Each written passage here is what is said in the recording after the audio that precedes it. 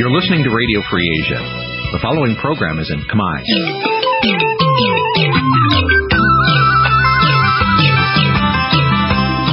Nǐ chi càm bi tiệp xáy vệt chiu a zì sê ray. Nǐ chi càm bi tiệp xáyរបស់វិទ្យុអាស៊ីសេរីជាភាសាខ្មែរវិទ្យុអាស៊ីសេរីសូមស្វាគមន៍លោកអ្នកនាងទាំងអស់ពីរដ្ឋធានី Washington នៃសហរដ្ឋអាមេរិកសួស្តីលោកអ្នកនាងកញ្ញាអ្នកស្ដាប់ទាំងអស់ជាទីមេត្រីនាងខ្ញុំកេសររនីយ៉ាសូមជូនកម្មវិធីផ្សាយសម្រាប់ព្រឹកថ្ងៃច័ន្ទ8រោចថ្ងៃឧបោសថសីលខែបុស្សឆ្នាំមមីឆស័កពុទ្ធសករាជ2558ដែលត្រូវនឹងថ្ងៃទី12ខែមករាគ្រិស្តសករាជ2015ជាដំបូងនេះសូមអញ្ជើញលោកអ្នកនាងកញ្ញាស្ដាប់ព័ត៌មានប្រចាំថ្ងៃ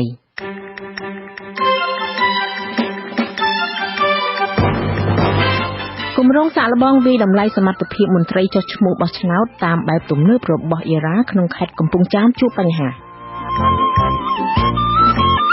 ណៈបកសង្គ្រោះជាតិចង់ឲ្យមានការហែកក្បួនឃោសនាបោះឆ្នោតចំនួន30ថ្ងៃដោយមានចែងក្នុងច្បាប់បោះឆ្នោតចាស់លោកសំរងស៊ីអះអាងថាវត្តមានសម្ដេចក្រមព្រះនរោត្តមរណរដ្ឋក្នុងឆាកនយោបាយជាថ្មីនេះនឹងមិនប៉ះពាល់ដល់ប្រជាប្រិយភាពគណៈបកសង្គ្រោះជាតិទេ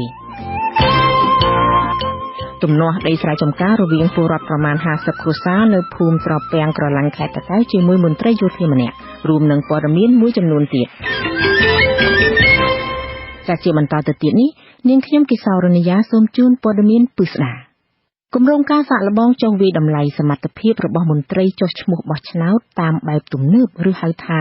MVR នៅថ្នាក់មូលដ្ឋានរបស់សម្ព័ន្ធកំណែទម្រង់ការបោះឆ្នោតហៅកាត់ថាអ៊ីរ៉ាត្រូវផ្អាកជាបណ្ដោះអាសន្ននៅខេត្តកំពង់ចាមមន្ត្រីផ្នែកអង្គការរបស់អង្គការ Conference លោកកងសវាងមានប្រសាសន៍បញ្ជាក់ថាគម្រោងនេះនឹងត្រូវចុះសាកល្បងក្នុងខែមករានេះនៅឃុំចំនួន3ក្នុងខេត្តចំនួន3ដែរគឺខេត្តកំពង់ចាមកំពង់ឆ្នាំងនិងខេត្តរតនគិរីប៉ុន្តែចំពោះខេត្តកំពង់ចាមដែលនឹងត្រូវចាប់ផ្ដើមដំណើរការនៅថ្ងៃទី14ខែមករានេះគឺសម្រេចផ្អាកជាបណ្ដោះអាសន្នសិនដោយសារមានបញ្ហាជាច្រើនប៉ុន្តែលោកមិនបានបញ្ជាក់ឲ្យដឹងអំពីបញ្ហាទាំងនោះទេឥឡូវសុំបិទមកណាសុំកុំឲ្យនេះណាសុំអត់បង្ហាញមកចាំខ្ញុំជម្រាបពេលក្រោយប៉ុន្តែគាត់ថានៅកំពង់ចាមនោះគឺខ្ញុំអាចផ្អាកសិនហើយខ្ញុំនឹងទៅជែកគ្នាថាតើបញ្ហាដែលខាងខ្ញុំធ្វើជួបប្រទេសហ្នឹងត្រូវបន្តទៅមើលឃុំផ្សេងទៀតឬមួយក៏ទៅបិទនៅខាងកំពង់ចាមហ្នឹងតែម្ដងណាព្រោះសំខាន់បញ្ហាហ្នឹងគឺប្រហែលជាមិនអាចទៅរួចទេណាគម្រោងសាកល្បងនេះគឺក្នុងគោលបំណងស្ទាបស្ទង់សមត្ថភាពរបស់មន្ត្រីនៅតាមឃុំឬសង្កាត់ក្នុងការប្រើប្រាស់ប្រព័ន្ធបច្ចេកវិទ្យាថ្មីនិងសិក្សាឲ្យដឹងថាតើមន្ត្រីទាំងនោះត្រូវចំណាយពេលប៉ុន្មានដើម្បីបញ្ចូលឈ្មោះឬព័ត៌មានអ្នកបោះឆ្នោតម្នាក់ក្នុងការប្រើប្រាស់ប្រព័ន្ធបច្ចេកវិទ្យានេះគម្រោងសាកល្បងវិតម្លៃសមត្ថភាពមន្ត្រីចុះឈ្មោះបោះឆ្នោតនៅមូលដ្ឋានបែបទំនើបនេះរួមមានការយកសម្ភារៈមួយចំនួនទៅសាកល្បងប្រើនៅតាមមូលដ្ឋានទាំងនោះដើម្បីធានាថានៅតាមឃុំឬសង្កាត់ទាំងឡាយអាចប្រើឧបករណ៍ទាំងនោះបានឬយ៉ាងណាគណៈបកសង្គ្រោះជាតិអះអាងអំពីជំហរចង់ឲ្យគណៈបកនយោបាយទាំងអស់មានឱកាសដង្ហែក្បួនឃោសនាបោះឆ្នោតចំនួន30ថ្ងៃដោយដែលមានកំណត់នៅក្នុងច្បាប់បោះឆ្នោតចាស់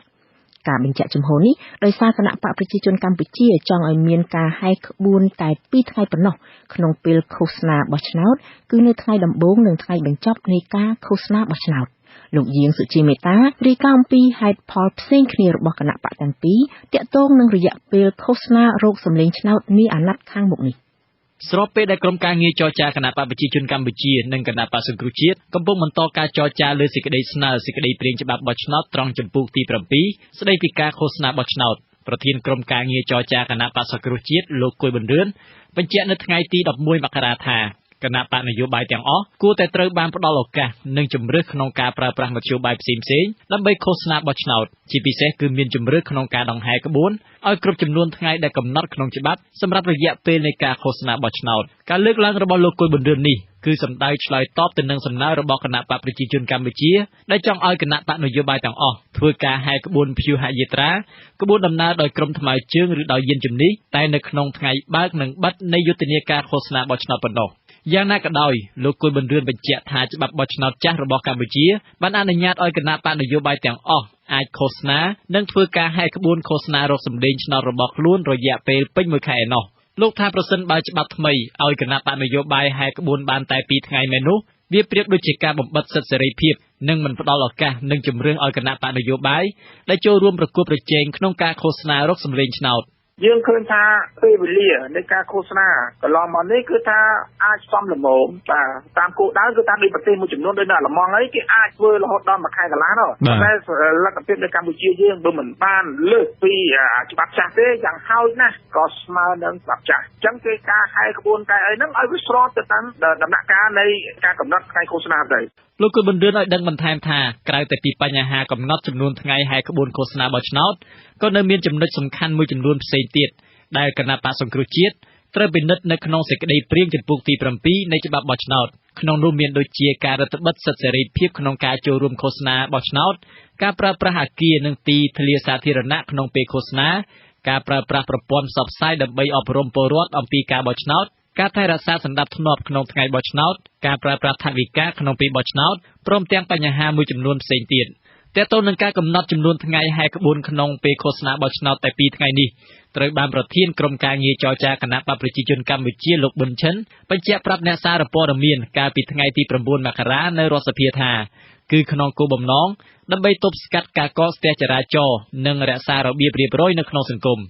យ៉ាងណាក៏ដោយលោកគុណបណ្ឌិតអះអាងថាការអនុញ្ញាតឲ្យគណៈបកនយោបាយហែក្បួនឃោសនារយៈពេល1ខែត្រូវបានអនុវត្តអស់រយៈពេល5អាណត្តិកន្លងមកហើយក៏ពុំសូវមានការប៉ះពាល់អ្វីធំដុំនោះដែរនាពេលកន្លងមកលោកគុណបណ្ឌិតក៏សម្គាល់ថាផ្ទុយទៅវិញប្រសិនបើគេអនុញ្ញាតឲ្យគណៈបកនយោបាយធ្វើការហែក្បួនឃោសនាតែ2ថ្ងៃនៅថ្ងៃបើកនិងបិទនោះវានឹងរឹតតែធ្វើឲ្យមានការកកស្ទះនិងប៉ះទង្គិចគ្នាកាន់តែខ្លាំងថែមទៀត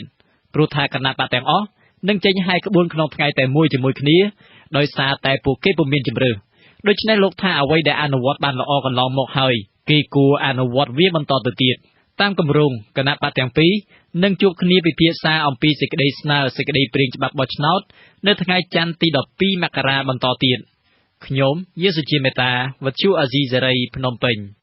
ចាលោកនាងកញ្ញាអ្នកស្ដាប់ជាទីមេត្រីប្រធានគណៈបកប្រឆាំងដ៏ធំនៅកម្ពុជាបញ្ជាក់ចំហថាវត្តមាននៃសម្ដេចក្រមព្រះនរោត្តមរណរដ្ឋក្នុងឆាកនយោបាយជាថ្មីម្ដងទៀតនៅកម្ពុជានឹងមិនធ្វើឲ្យប៉ះពាល់ដល់ប្រជាប្រិយភាពរបស់គណៈបកសង្គ្រោះជាតិទេលោកសំរងស៊ីអះអាងបន្ថែមថាទោះបីជាមានចរន្តនៃការផ្លាស់ប្ដូរនៅកម្ពុជាយ៉ាងណាក្តីគឺគណៈបកសង្គ្រោះជាតិនៅតែនាំសំណាងល្អសម្រាប់ប្រជាពលរដ្ឋកម្ពុជាលោកម៉ៅមនីរតរាយការណ៍ព័ត៌មាននេះការថ្លែងសារនយោបាយដូចនេះរបស់លោកសំរងស៊ីបន្ទាប់ពីលោកវិលត្រឡប់ពីបំពេញទស្សនកិច្ចឯកជននៅទ្វីបអឺរ៉ុបវិញក្នុងរយៈពេលប៉ុន្មានថ្ងៃកន្លងទៅនេះលោកសំរងស៊ីអះអាងកាលពីព្រឹកថ្ងៃទី11មករានៅឯអាកាសយានដ្ឋានអន្តរជាតិភ្នំពេញថាលោកមិនភិតភ័យឡើយចំពោះការវិលចូលឆាកនយោបាយឡើងវិញរបស់សម្ដេចក្រមព្រះនរោត្តមរណរដ្ឋនៅពេលនេះលោកចាត់ទុកថានោះគឺជាសិទ្ធិរបស់ព្រះអង្គម្យ៉ាងទៀតនេះគឺជាចរន្តនយោបាយដែលតែងមានឡើងនឹងចុះជាធម្មតាឆ្លើយនឹងសំណួររបស់អ្នកកាសែតដែលលើកឡើងថាមានការបែកបាក់ផ្ទៃក្នុងបកលោកសំរងស៊ីនិយាយថាអ្នកគាំទ្រគណៈបកសង្គ្រោះជាតិទាំងនៅកម្ពុជានិងនៅខាងក្រៅប្រទេសពុំមានការប្រែប្រួលឡើយផ្ទុយទៅវិញលោកមានសូឆន្ទៈថាគណៈបកសង្គ្រោះជាតិគឺជាក្តីសង្ឃឹមតែមួយគត់នៅកម្ពុជាដែលនាំមកនូវការផ្លាស់ប្ដូរជាសិទ្ធិរបស់អ្នកនយោបាយគ្រប់និន្នាការគ្រប់គណៈបកទាំងអស់ដូច្នេះយើងស្វាគមន៍អ្នកណាគេធ្វើអីតាមសម្បត្តិញ្ញៈរបស់គេហើយគេធ្វើទៅសូមឲ្យប្រជារាស្ត្រវិនិច្ឆ័យនៅពេលបោះឆ្នោតលោកសំរងស៊ីពុំបាននិយាយអ្វីច្រើនឡើយជុំវិញវិវាទអ្នកស្រីលក្ខសុភាពនិងកិច្ចអន្តរាគមន៍សកម្មជនដែលកំពុងជាប់ឃុំនៅក្នុងពន្ធនាគារសម្រាប់ការវិលត្រឡប់មកវិញលើកនេះដោយឡែកសម្ដេចក្រមព្រះនរោត្តមរណរដ្ឋដែលពេលនេះព្រះអង្គយាងចូលដឹកនាំគណៈបកហ៊ុនស៊ីពេចឡើងវិញព្រះអង្គមានបន្ទូលកាលពីថ្ងៃទី5មករាថាវត្តមានរបស់ព្រះអង្គនៅពេលនេះគឺពុំមែនចូលមកដើម្បីជ្រៀតជ្រែកឬបំបីសម្លេងបកនយោបាយណាមួយឡើយព្រះអង្គមានបន្ទូលថាអ្វីដែលធ្វើឲ្យព្រះអង្គចូលឆាកនយោបាយឡើងវិញគឺចង់ស្ដារមុខមាត់សម្លេងរាជានិយមឡើងវិញតែប៉ុណ្ណោះបន្ទាប់ពីបាក់ស្រុតងើបមុខលែងរួចក្នុងពេលប៉ុន្មានឆ្នាំចុងក្រោយនេះខ្ញុំអត់មានប៉ះពាល់ខ្ញុំគ្មានចង់បំបែកសំឡេងអ្នកណាទេក្រៅតែទីប្រម៉ែប្រមូលសំឡេងអ្នករាជានិយមអ្នកសីហនុនិយមនៅក្នុងគណៈបកនយោបាយតែមួយគត់កុំថាខ្ញុំទៅចង់បំបែកបំបាក់ណាបណ្ឌិតវិទ្យាសាស្ត្រនយោបាយលោករស់រវុធយល់ឃើញថាគណៈបកសង្គ្រោះជាតិគឺនៅតែដើរជួរមុខនៃការគាំទ្រនិងជាចរន្តក្នុងការផ្លាស់ប្ដូរសម្រាប់អាណត្តិបន្ទាប់ទៀតនេះនៅឡើយលោកថ្លែងបន្តថាមូលហេតុដែលសម្លេងគាំទ្រមិនស្រកស្រដនេះ គឺដោយសារសម្ព័ន្ធភាពផ្ទៃក្នុងបកនៅរឹងមាំហេតុនេះបើទោះជាមានរលកនយោបាយថ្មីផុសឡើងឬភាពរកាំរកូសផ្ទៃក្នុងបកក៏គណៈបកប្រឆាំងនេះនៅតែអាចការពារឬគ្រប់គ្រងខ្សែក្រវ៉ាត់បានដូចមុនអញ្ចឹងអ្វីដែលជាចំណុចសំខាន់ក្នុងការវិលត្រឡប់របស់អាដាមសវណ្ណស៊ីនេះគឺបានបញ្ជាក់ថាការមិនបែកបាក់របស់មេដឹកនាំសង្គ្រោះជាតិអញ្ចឹងឧទាហរណ៍ថាបើវាមានការបែកបាក់គឺអ្នកដែលចំណេញគឺគណៈបកប្រជាជនអត់មានចំណេញទៅលើគណៈបកគឺសិទ្ធិទេបាទទោះជាបែបនេះក៏ដោយចុះក៏សង្កេតឃើញថាវត្តមានរបស់លោកសំរងស៊ីកាលពីព្រឹកថ្ងៃទី11មករានៅអាកាសយានដ្ឋានអន្តរជាតិភ្នំពេញគឺពុំមានហែហោមអមដំណើរច្រើនដោយលើកមុនឡើយគឺគេឃើញតែមានសមាជិកក្នុងបកមួយចំនួនប៉ុណ្ណោះមកចាំទទួលការវិលត្រឡប់មកវិញរបស់លោកសំរងស៊ីខ្ញុំមកមនីរតវិទ្យុអេស៊ីសេរីភ្នំពេញចាលោកនាងកញ្ញាកំពុងស្ដាប់ព័ត៌មានរបស់វិទ្យុអេស៊ីសេរីពីរដ្ឋធានី Washington សហរដ្ឋអាមេរិកសម្ដេចក្រមព្រះនរោត្តមរណរដ្ឋដែលទៅយាងត្រឡប់ចូលឆាកនយោបាយវិញនោះអះអាងថាសមាជិករាជវង្សានុវង្សបច្ចុប្បន្នកំពុងទទួលប្រាក់ខែពីរដ្ឋាភិបាលជាថ្នូរមិនចូលរួមធ្វើនយោបាយលោកនាងកញ្ញានឹងបានស្ដាប់សេចក្តីរាយការណ៍ពិស្ដារអំពីរឿងនេះនាពេលបន្តិចទៀតប្រជាពលរដ្ឋប្រមាណ50គ្រួសារនៅភូមិត្រពាំងក្រឡាញ់ឃុំអូសារាយស្រុកត្រាំកក់ខេត្តតាកែវកាលពីថ្ងៃអាទិត្យម្សិលមិញអំពាវនាវឲ្យថ្នាក់ដឹកនាំរដ្ឋាភិបាលជួយធ្វើអន្តរាគមន៍រឿងទំនាស់ដីស្រែចម្ការរបស់ពួកគាត់ទំហំប្រមាណ50ហិកតាជាមួយមន្ត្រីយោធាម្នាក់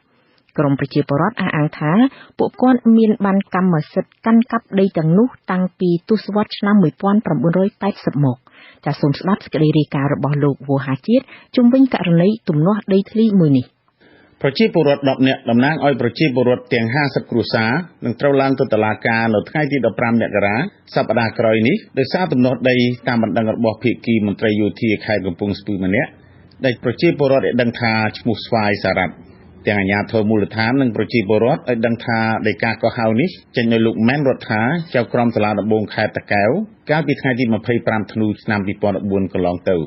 តំណាងប្រជាពលរដ្ឋម្នាក់ក្នុងចំណោមតំណាងប្រជាពលរដ្ឋ10នាក់បញ្ជាក់នៅថ្ងៃទី11មករាថាប្រជាពលរដ្ឋទាំង50គ្រួសារនោះបានរៀនព្រៃធ្វើស្រែខ្លះធ្វើចម្ការតាំងពីតំបន់នោះនៅមានសង្គ្រាមជាមួយខ្មែរក្រហមនៅក្នុងទសវត្សរ៍1980មកលោកបានរំលឹកថាស្រាប់តែនៅឆ្នាំ2014បែរជាមានលេខមុខមន្ត្រីយោធាម្នាក់មកពីខេត្តកំពង់ស្ពឺអះអាងថាខ្លួនបានទិញដីនេះពីមនុស្ស10នាក់ផ្សេងទៀតក៏ប៉ុន្តែមនុស្ស10នាក់នោះអ្នកភូមិឬក៏អាជ្ញាធរមូលដ្ឋានមិនដែលស្គាល់មុខនោះទេធ្វើឲ្យប្រជាពលរដ្ឋ50គ្រួសារដែលជាម្ចាស់ដីពិតប្រាកដមានកំហឹងយ៉ាងខ្លាំងដីហ្នឹងលោកខ្ញុំចាប់ដើមធ្វើមកតាំងពី1982 83មកអត់មានឃើញឈ្មោះទាំង10នាក់ហ្នឹងឃើញទៅខត់ទៅខ្លាំងហើយហ្នឹងណាព្រោះដល់បាច់ចេះខំទៀតធ្វើរហូតដល់ឆ្នាំ2014ហ្នឹងគេមានវាសូឈ្មោះលោកស្វាយសារ៉ាថាអាដីនេះជាដីរបស់គាត់ហើយពួកខ្ញុំខំកាត់តាតាំងពីយូរមកហើយគាត់មកថាដីរបស់គាត់ចឹងអញ្ចឹងជាបរិបទខាងដែរវិទ្យុអាស៊ីសេរីមិនអាចតាក់ទងលោកស្វាយសារ៉ាត់នៅថ្ងៃទី11មករាបានក៏ប៉ុន្តែជំទប់ឃុំអូសារាយលោកឡាយណមបានអះអាងថាការទិញដីរបស់មន្ត្រីយោធាម្នាក់ពីមនុស្ស10នាក់ផ្សេងដែលថាជាម្ចាស់ដីទំហំ50ហិកតានោះហាក់មានអាថ៌កំបាំងពីព្រោះថាអាជ្ញាធរមូលដ្ឋានមិនដែលឃើញនឹងស្គាល់ឈ្មោះអ្នកទាំង10នាក់នោះទេក្រៅពីនេះលោកថាប្រជាពលរដ្ឋដែលកំពុងមានទំនាស់សពថ្ងៃជាមួយមន្ត្រីយោធាម្នាក់នោះក៏មិនមានឯកសារកាន់កាប់តម្កល់ទុកនៅក្នុងសាលាឃុំព្រោះថាកន្លងមកពួកទាហានខ្មែរក្រហមបានចូលវាយនិងដុតសាលាឃុំឆេះដោយទាំងឯកសារទាំងនោះអស់ចំណែកឯកសារផ្ទាល់ខ្លួនពួកគាត់ក៏មិនមានដែរគេនៅតែមានកដាស់ស្នាមឲ្យកាន់កាប់តែគាត់ជារដ្ឋយើងអត់បានធ្វើកដាស់ស្នាមតាំងពីឆ្នាំនេះមកក៏អត់បានធ្វើឲ្យនៅសាលាឃុំក៏បាត់អត់ឃើញខ្ញុំកំពុងតាមដានឆៃទៅមើលឲ្យដែរលោកជំទប់បានបន្តថាស្របពេលដែលមានការជៀបសង្កត់ខាងផ្នែកតុលាការប្រជាពលរដ្ឋទទួលរងការគំរាមកំហែងដោយប្រើអាវុធបាញ់បង្ក្រាបបើសិនជាប្រជាពលរដ្ឋហ៊ានក្រោកឡើងតវ៉ាប្រឆាំងនឹងការរឹបអូសយកដីទាំងនោះចឹងឥឡូវហ្នឹងវាមានច្រើនគ្នាអញ្ចឹងចេះរឹបខ្លាំងឡើងជាគាត់ខ្លាចយើងឡើងឡាការខ្លាចគេឥឡូវខ្លាចគេវាគំរាមថាពីមកលើកក្រោយថ្ងៃទី15ខែ2នេះគេនឹងយកដាក់ចូលឲ្យមកឈូសឆាយហើយមានអវុធយុទ្ធភ័ណ្ឌមកតាមទៀតអញ្ចឹងរឿងនេះខ្ញុំដឹងឮពីប្រជាពលរដ្ឋដែរគាត់ថាខ្ញុំមកដល់ផ្ទះខ្ញុំគាត់ថាខ្ញុំចឹងលោកបន្ថែមថានេះជាលើកទី3ហើយដែលតំណាងប្រជាពលរដ្ឋទាំង10នាក់ត្រូវបានកោះហៅឡើងតុលាការហើយការឡើងតុលាការកាលពី2លើកមុនតុលាការបានកាត់ក្តីឲ្យប្រជាពលរដ្ឋចាញ់ក៏ប៉ុន្តែប្រជាពលរដ្ឋប្រឆាំងជំទាស់ទៅនឹងការកាត់ក្តីទាំងនោះខ្ញុំវោហាជាតិវិទ្យុអាស៊ីសេរីពីខេត្តតាកែវ ចាត់តាក់ទងនឹងបញ្ហាពលករខ្មែរដែលមានបំណងចេញទៅរកការងារធ្វើនៅក្រៅប្រទេសវិញពលរដ្ឋមួយចំនួននៅខេត្តកំពង់ចាមនិងនៅខេត្តព្រៃវែងបានទាមទារឲ្យក្រុមហ៊ុននាំពលករទៅប្រទេសថៃមួយឈ្មោះ NAS សងប្រាក់និងប្រគល់លិខិតឆ្លងដែនឲ្យពួកគាត់វិញពលរដ្ឋទាំងនោះបានដាក់ពាក្យបណ្ដឹងទៅអង្គការក្រៅរដ្ឋាភិបាលឲ្យជួយដោះស្រាយបញ្ហានេះដោយចោទប្រកាន់ក្រុមហ៊ុន NAS ថាបានបោកប្រាស់ដោយមិនបាននាំពួកគាត់ទៅធ្វើការនៅប្រទេសថៃដោយការសន្យាលោកសូតសុខប្រាថ្នារាយការណ៍ព័ត៌មាននេះការចោទប្រកាន់នេះបន្ទាប់ពីពលរដ្ឋទាំងនោះនាំគ្នាទៅបង់ប្រាក់និងធ្វើលិខិតឆ្លងដែនកាលពីខែកក្កដាឆ្នាំ2013តាមរយៈក្រុមហ៊ុន NAS Manpower ដោយក្រុមហ៊ុននេះបញ្ជាក់ថានឹងនាំពួកគាត់ទៅធ្វើការនៅប្រទេសថៃក្រោយពេលចុះឈ្មោះ3ខែរួចប៉ុន្តែការសន្យានោះរហូតមកដល់ឆ្នាំ2015ខាងក្រុមហ៊ុនមិនបាននាំពួកគាត់ទៅទេជាងនេះទៀតលិខិតឆ្លងដែនក៏ក្រុមហ៊ុនមិនបានប្រគល់ជូនពួកគាត់ដែរពលរដ្ឋនៅខេត្តកំពង់ចាមលោកខេងកំអានមានប្រសាសន៍ថាលោកត្រូវចំណាយប្រាក់ចំនួន$230ស្មើប្រមាណ$1 លានដើម្បីចុះឈ្មោះនិងសម្រាប់ធ្វើលិខិតឆ្លងដែនកាលពីខែកក្កដាឆ្នាំ2013ប៉ុន្តែរហូតមកដល់ពេលនេះគ្មានដំណឹងសោះឡើយពីខាងក្រុមហ៊ុនលើពីនេះទៀតក្រុមហ៊ុនក៏ដូរទីតាំងថ្មីចំណែកអាសយដ្ឋានទំនាក់ទំនងក៏ពិបាកថែមទៀតលោកយល់ថាក្រុមហ៊ុនមួយនេះអាចជាក្រុមហ៊ុនបោកប្រាស់ពីព្រោះមានពលរដ្ឋជាច្រើនដែលជួបប្រទះដោយរូបលោកប៉ុន្តែបន្ទាប់ពីក្រោយដែលចុះឈ្មោះមកខាងក្រុមហ៊ុនសន្យាថាមិនឲ្យលើពី3ខែប៉ុន្តែជាក់ស្ដែងវាជាង1ឆ្នាំហើយបងតែពេលអញ្ចឹងធ្វើឲ្យបងអស់ទំនុកចិត្តបងគិតថាក្រុមហ៊ុនហ្នឹងជាក្រុមហ៊ុនបោកប្រាស់វិញប្រភពដដែលក្រុងនឹងដាក់ពាក្យប្តឹងទៅអាជ្ញាធរពាក់ព័ន្ធនឹងអង្គការក្រៅរដ្ឋាភិបាលបន្ថែមទៀតដើម្បីជួយអន្តរាគមន៍លើបញ្ហានេះស្រដៀងគ្នានេះពលរដ្ឋម្នាក់ទៀតនៅខេត្តព្រៃវែងដែលមានសមាជិកគ្រួសារ3នាក់នាំគ្នាទៅដាក់ពាក្យនឹងបង់ប្រាក់នៅក្រុមហ៊ុននេះអស់ប្រមាណ$1,000គឺអ្នកស្រីឈឿនសុគ្រីមានប្រសាសន៍ថា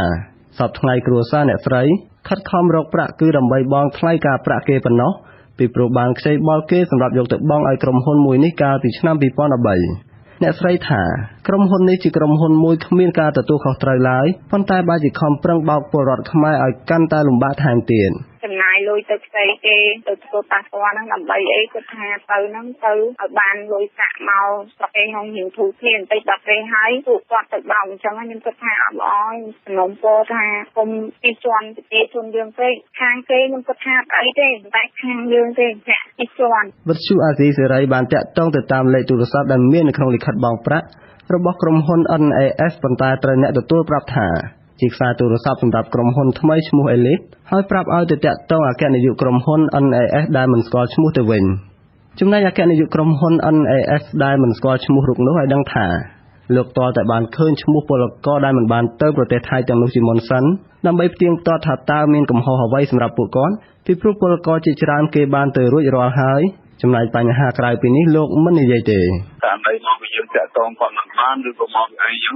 ក៏បើឈ្មោះបានយើងដឹងតាមបញ្ហាវាមកអីចឹងកាលអ្នកខ្លះគាត់ស្មត់តទីខិតឆ្លងដែរនេះចឹងទៅគាត់មានឯកសារគ្រប់ហើយក៏អត់បានបំពេញទេក៏ជាបញ្ហាមួយដែរយ៉ាងណាប្រធានកម្មវិធីសិទ្ធិការងារនៃមជ្ឈមណ្ឌលអប់រំច្បាប់សម្រាប់សហគមន៍លោកមឿនដុល្លារមានប្រសាសន៍ថាបញ្ហានេះកើតឡើងច្រើនគិតមកដល់ពេលនេះហើយមានក្រុមហ៊ុនខ្លះយកពលករទៅទម្លាក់ចោលនៅប្រទេសថៃ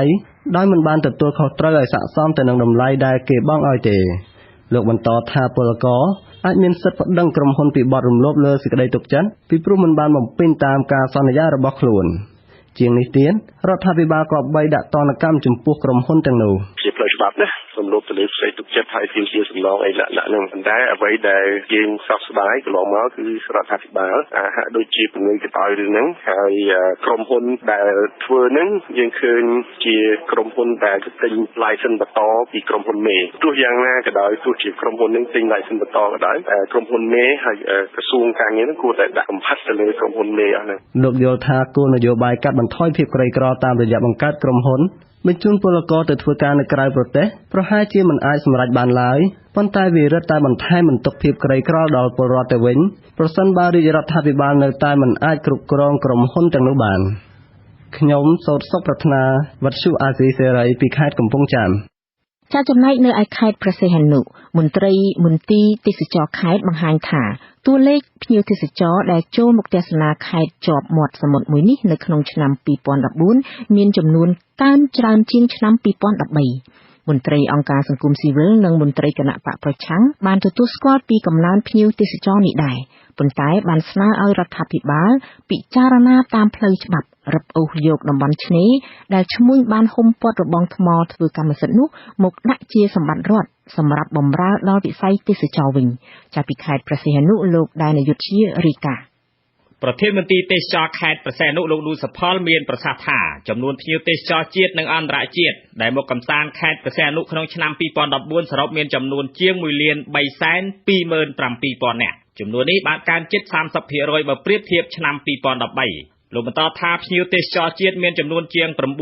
960,000 នាក់និងភ្ញៀវទេសចរអន្តរជាតិមានជាង 358,000 នាក់ហើយថាភ្ញៀវទេសចរបរទេសទាំងនោះមកពី140សញ្ជាតិផ្សេងៗគ្នានៅលើពិភពលោកសូមបងប្អូនដែលជាម្ចាស់អាជីវកម្មទាំងអស់សូមមេត្តាយកចិត្តទុកដាក់ជាមួយគ្នាក្នុងការពង្រឹងការរក្សាបរិស្ថាននិងអនាម័យតាមអាជីវកម្មរបស់បងប្អូនទីនេះខ្លួននិងសូមអំពាវនាវដល់បងប្អូនដែលជាទេសចរទាំងអស់ដែលមកកំសាន្តនៅខេត្តក៏ដូចជាទីកន្លែងណាទូទាំងបរិយាកាសកម្ពុជានេះសូមមេត្តាការរក្សាបរិស្ថានកុំបោះសម្រាមចោលតាមផ្លូវផ្ដេសផ្ដាស់យើងអាចកាន់នៅដៃទុកដើម្បីមានធុងជំនាញចាំយើងបោះចោលហើយបើយើងរួមទាំងអស់គ្នាធ្វើឲ្យប្រទេសយើងវាស្អាតហើយទីក្រុងយើងមានសម្រាមទៀតទេហើយក៏យើងចូលរួមនៅក្នុងចលនាប្រឡងប្រណាំងទីក្រុងស្អាតដូចជាស្អាតទីបានល្អដែរនេះជាអ្វីដែលខ្ញុំបាទសូមអំពាវនាវដល់បងប្អូនទាំងអស់លោកនូសផលមានជំនឿថាចំនួនភ្ញៀវទេសចរចូលមកទស្សនាខេត្តព្រះសីហនុអាចនឹងកើនច្រើនថែមទៀតនាឆ្នាំក្រោយព្រោះថាសប្តាហ៍នេះថ្នាក់ដឹកនាំខេត្តព្រះសីហនុនិងមន្ត្រីនៅតាមមន្ទីរស្ថាប័នពាក់ព័ន្ធខេត្តនេះបានរៀបចំរបៀបរៀបរយនិងអនាម័យបរិស្ថាននៅតាមតំបន់ឆ្នេរព្រមទាំងបានពង្រឹងសន្តិសុខជូនភ្ញៀវដោយការទទួលខុសត្រូវខ្ពស់ទោះជាបែបនេះក្តីមន្ត្រីសង្គមស៊ីវិលនិងមន្ត្រីគណៈបកប្រឆាំងបង្ហាញទស្សនៈថាបើសិនជាខេត្តព្រះសីហនុមានឆ្នេរផ្ដល់ជូនភ្ញៀវទេសចរឲ្យបានទូលំទូលាយជាងពេលបច្ចុប្បន្នអាចនឹងទាក់ទាញភ្ញៀវទេសចរចូលមកកំសាន្តខេត្តនេះកាន់តែច្រើននាថ្ងៃអនាគតមន្ត្រីសម្របសម្រួលអង្គការលីកាដូខេត្តព្រះសីហនុលោកបួនរិទ្ធឲ្យដឹងដែរថាសប្តាហ៍នេះមានតែឆ្នេរអូឈើទាលមានទីតាំងនៅទល់មុខផ្ទះលំហែកាយរបស់លោកនាយរដ្ឋមន្ត្រីហ៊ុនសែនមួយទេដែលមានអនាម័យហើយអាចឲ្យភ្ញៀវទេសចរចុះងូទឹកឬដើរកម្សាន្តបានប៉ុន្តែឆ្នេរក្រៅពីនេះមិនសូវមានអនាម័យនិងមានឆ្នេរខ្លះទៀតត្រូវក្រុមហ៊ុននិងមន្ត្រីមានអំណាចធ្វើរបងថ្មហ៊ុំព័ទ្ធធ្វើកម្មសិទ្ធិហើយមិនអនុញ្ញាតឲ្យទេសចរដើរឆ្លងកាត់នោះទេមន្ត្រីសិទ្ធិមនុស្សរូបនេះស្នើដល់ប្រមុខដឹកនាំត្រូវពិចារណាតាមផ្លូវច្បាប់ដកហូតដីតំបន់ឆ្នេរដែលក្រុមហ៊ុននិងមន្ត្រីមានអំណាចហ៊ុំព័ទ្ធរបងថ្មធ្វើកម្មសិទ្ធិនិងគ្មានការអភិវឌ្ឍមកអភិវឌ្ឍបម្រើវិស័យទេសចរដាក់ជូនសាធារណជនប្រើប្រាស់វិញគឺសូមលោកអាបាខេត្តមេត្តាសហការជាមួយនឹងតុលាការដែលជាស្ថាប័នអនុវត្តច្បាប់ដើម្បីចាត់វិធានការការពារឆ្នេរយើងឲ្យបានបាទបន្ថែមលើនេះលោកសុកសវ៉ាតសមាជិកក្រុមប្រឹក្សាខេត្តព្រះសីហនុមកពីគណៈបកសង្គ្រោះជាតិមានប្រសាសន៍ថាបើខេត្តនេះមានឆ្នេរមានអនាម័យនិងមានសន្តិសុខពេញបរិបូរណ៍ហើយមានភ្លើងបំភ្លឺដូចនៅឆ្នេរអូឈើទាលអាចនឹងស្រូបចំនួនភ្ញៀវទេសចរច្រើនថែមទៀតនាឆ្នាំខាងមុខលោកបន្តថារដ្ឋាភិបាលត្រូវដកហូតឆ្នេរដែលឈ្មួញឬឯកជនហ៊ុំព័ទ្ធរបងធ្វើកម្មសិទ្ធិមានដូចជានៅឆ្នេរឯករាជ្យឬឆ្នេរសន្តាគារ7ជាន់និងឆ្នេររីស្តុនជាដើមមកដាក់ជាសម្បត្តិរដ្ឋហើយអភិវឌ្ឍបម្រើដល់វិស័យទេសចរវិញបញ្ហានេះដែរលោកកម្មសខាអនុប្រធានទី1រដ្ឋសភានិងជាអនុប្រធានគណៈបកសង្គ្រោះជាតិធ្លាប់ឲ្យដឹងថាចាប់ពីឆ្នាំ2015តទៅនឹងលើកយកបញ្ហារំលោភដីតំបន់ឆ្នេរសមុទ្រខេត្តព្រះសីហនុទៅពិចារណាជាមួយរដ្ឋាភិបាលបកកណ្ដាលអំណាចនិងដាក់ជូនគណៈកម្មការជំនាញក្នុងរដ្ឋសភាដើម្បីពិភាក្សានិងឈានដល់រឹបអូសដីតំបន់ឆ្នេរមួយចំនួនពីឯកជនឬក្រុមហ៊ុនដែលហ៊ុំព័ទ្ធរបងថ្មធ្វើកម្មសិទ្ធិប៉ុន្តែគ្មានសកម្មភាពអភិវឌ្ឍមកដាក់ជាសម្បត្តិរដ្ឋវិញដែលនាយកជាវិទ្យុអាស៊ីសេរីខេត្តព្រះសីហនុអនុរដ្ឋមន្ត្រីការបរទេសជប៉ុនលោក Kazuki Nakane នឹងមកបំពេញទស្សនកិច្ចនៅកម្ពុជារយៈពេល2ថ្ងៃចាប់ពីថ្ងៃទី13ដល់ថ្ងៃទី14ខែមករាក្នុងដំណើរទស្សនកិច្ចនេះលោក Kazuki Nakane នឹងជួបប្រជុំជាមួយនឹងលោកនាយករដ្ឋមន្ត្រីហ៊ុនសែនព្រមទាំងឧបនាយករដ្ឋមន្ត្រីនិងជារដ្ឋមន្ត្រីការបរទេសកម្ពុជាលោកហៅឡំហុងនៅថ្ងៃទី14ខែមករាលោកនឹងចូលរួមពិធីតភ្ជាប់ស្ពានអ្នកលឿងជាមួយនឹងលោកនាយករដ្ឋមន្ត្រីហ៊ុនសែនស្របពេលគ្នានេះដែរឧបនាយករដ្ឋមន្ត្រីនិងជារដ្ឋមន្ត្រីការបរទេសថៃលោកឋានស័ក្តិប៉ាទីម៉ាប្រកនក៏នឹងដឹកនាំគណៈប្រតិភូមកចូលរួមប្រជុំលើកទី9នៃគណៈកម្មការចម្រុះសម្រាប់កិច្ចសហប្រតិបត្តិការទ្វេភាគីរវាងកម្ពុជាថៃដែលនឹងប្រព្រឹត្តទៅនៅខេត្តសៀមរាបចាប់ពីថ្ងៃទី15ដល់ថ្ងៃទី16ខែមករានេះចាលោកនាងកញ្ញាទើបបានស្ដាប់ព័ត៌មានប្រចាំថ្ងៃរបស់វិទ្យុអាស៊ីសេរីដែលរៀបរៀងជូននៅនាងខ្ញុំកេសរនីយ៉ាពីរដ្ឋធានី Washington សហរដ្ឋអាមេរិកសូមលោកនាងកញ្ញារងចាំស្ដាប់កម្មវិធីផ្សាយរបស់យើងខ្ញុំជាបន្តទៅទៀតនាពេលបន្តិចទៀតនេះ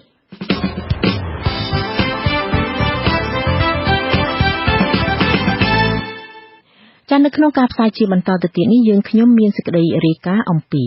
សម្ដេចក្រមព្រះនរោត្តម រណរដ្ឋអះអាងថាសមាជិករាជវង្សានុវង្សខ្លះបានទទួលប្រាក់ប្រចាំខែពីរដ្ឋាភិបាលដើម្បីបំបិទមាត់មិនឲ្យនិយាយពីរឿងនយោបាយប្រជាពលរដ្ឋកម្ពុជាម្នាក់ជំពាក់បំណុលបរទេសជាច្រើន$100ដោយសាររាជរដ្ឋាភិបាលកម្ពុជាខ្ចីបុលប្រាក់ពីបរទេសក្រមប្រជាពលរដ្ឋនៅភូមិអូពោខេត្តព្រះវិហារនាំគ្នាឡោមព័ទ្ធនិងតាមចាប់ខ្លួនក្រុមអ្នកកាប់ឈើខុសច្បាប់ក្នុងតំបន់ការពារសកម្មភាពកាប់ព្រៃលិចទឹករាប់ពាន់ហិកតាធ្វើជាកម្មសិទ្ធិឯកជននៅក្នុងស្រុកសង្កែខេត្តបាត់ដំបងហើយនៅចុងក្រោយគឺព័ត៌មានបញ្ចប់សូមអញ្ជើញលោកអ្នកនាងកញ្ញាស្ដាប់កម្មវិធីផ្សាយរបស់យើងខ្ញុំជាបន្តទៅទៀតដោយមេត្រី